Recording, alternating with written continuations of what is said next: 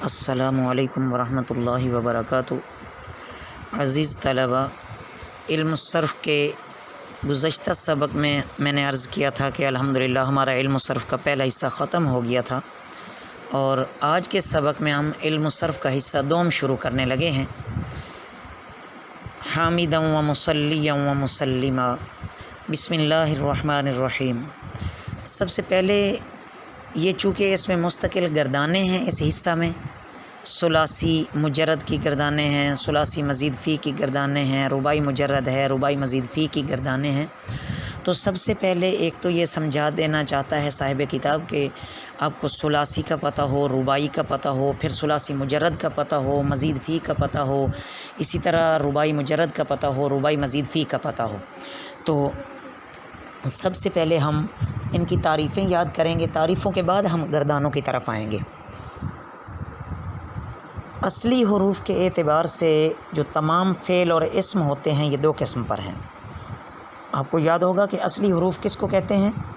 یہ ابتدا کتاب میں اسی علم الصرف میں ہی ہم نے حروف اصلی کی تعریف پڑھ لی تھی کہ جو وزن کرنے میں فا یا عین یا لام کلمہ کے مقابلے میں ہو۔ دو قسموں پر ہے، نمبر ایک ثلاثی، نمبر دو رباعی۔ ثلاثی کسے کہتے ہیں؟ جس میں 3 حرف اصلی ہوں اسے ثلاثی کہتے ہیں، جیسے ضرب، نصر، ان دونوں میں 3 حرف ہیں اور یہ اصلی ہیں۔ اور یہ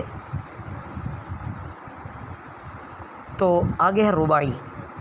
رباعی اس کو کہتے ہیں جس میں 4 حرف اصلی ہوں، ربو سے نکلا ہے نا رباعی، جیسے بعثر اور دحرج۔ پھر آگے ثلاثی کی بھی اور رباعی کی بھی دو قسمیں ہیں، ثلاثی مجرد، ثلاثی مزید فی، اور رباعی مجرد، رباعی مزید فی۔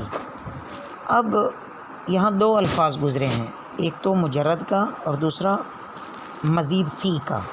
تو اب ان دونوں کی تعریفیں ہم یاد کرتے ہیں کہ مجرد کسے کہتے ہیں اور مزید فی کسے کہتے ہیں، تاکہ آگے گردانے کرنے میں ہمیں کم از کم اس بات کی ٹینشن نہ ہو کہ پتہ نہیں اب مزید فی کسے کہتے ہیں یا مجرد کسے کہتے ہیں، یہ تو ثلاثی کا ہے یا پتہ نہیں رباعی کا ہے۔ تو یہ ساری باتیں تعریفیں یاد کرنے سے ہی ہمیں ازبر ہوں گی۔ مجرد اس کو کہتے ہیں کہ جس کی ماضی کے صیغہ واحد مذکر غائب میں کوئی حرف زائد نہ ہو، ٹھیک ہے، ماضی کے صیغہ واحد مذکر غائب میں کوئی حرف زائد نہ ہو، اسے مجرد کہتے ہیں۔ جیسے ناصرہ، ضربہ، یہ ثلاثی مجرد کی مثال ہے، اور بعثرہ اور دحرج یہ رباعی مجرد کی مثال ہے۔ تو ان چاروں مثالوں میں یہ چاروں واحد مذکر غائب کے صیغے ہیں اور ماضی کے ہیں، اور ان میں کوئی حرف زائد نہیں ہے بلکہ سارے ہی حروف اصلی ہیں۔ تو یہ رباعی مجرد ہو گیا اور ثلاثی مجرد ہو گیا۔ اس کے بعد ہے مزید فی۔ مزید فی وہ ہے جس کے ماضی کے صیغہ واحد مذکر غائب میں کوئی حرف زائد بھی ہو، مجرد میں کوئی حرف زائد نہ ہو اور مزید فی میں کوئی حرف زائد بھی ہو، جیسے اجتنب اور استنصر، یہ ثلاثی مزید فی ہے، اور تسربل اور تزندق یہ رباعی مزید فی ہے۔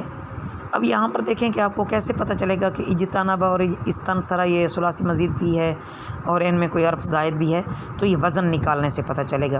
اجتنب بروزن افتعال، تو اب فا عین لام سے جو حرف بڑھے ہوئے ہیں تو یہ زائد سمجھے جائیں گے، اور اسی طرح تسربل، تزندق یہ رباعی مزید فی ہے۔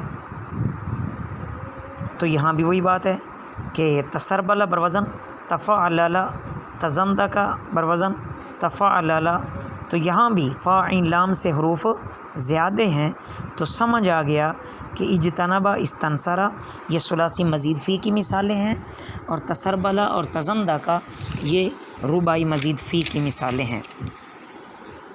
اب ان کے آگے ابواب شروع ہوتے ہیں کہ ثلاثی مجرد کی 6 قسمیں ہیں اور انہی کو 6 باب کہتے ہیں۔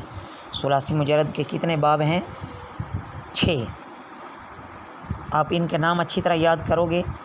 نمبر 1 فعل یفعل، جیسے ناصر ینصر۔ نمبر 2 فعل یفعل، جیسے ضرب یضرب۔ نمبر 3 فعل یفعل جیسے سمع یسمع.